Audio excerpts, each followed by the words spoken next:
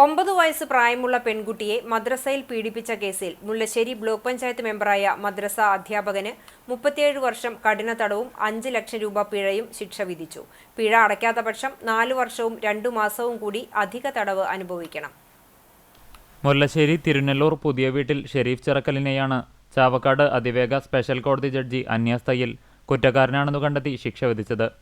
രണ്ടാം പ്രതിയായ മദ്രസയിലെ പ്രധാനാധ്യാപകനായിരുന്ന പാലക്കാട് വീരമംഗലം ഒടുവാങ്ങാട്ടിൽ അബ്ബാസിനോട് കുട്ടി വിവരം വെളിപ്പെടുത്തിയിരുന്നെങ്കിലും അത് മറച്ചുവെച്ചതിന് 10,000 രൂപ പിഴയും പിഴയടയ്ക്കാത്ത പക്ഷം 1 മാസം തടവിനും ശിക്ഷിച്ചു.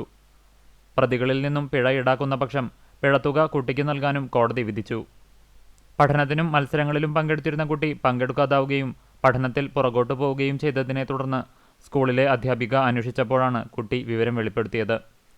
തുടർന്ന് അധ്യാപകർ ചൈൽഡ് ലൈനിലും രക്ഷിതാക്കളെയും അറിയിക്കുകയും ചൈൽഡ് ലൈനിൽ നിന്നും വിവരം ലഭിച്ച Pavaratty police senior CPO Bindu കുട്ടിയുടെ മൊഴി രേഖപ്പെടുത്തി. SI MN Unnikrishnan FIR register ചെയ്ത കേസിൽ SI PS സോമൻ തുടരന്വേഷണം നടത്തി കുറ്റപത്രം സമർപ്പിച്ചു.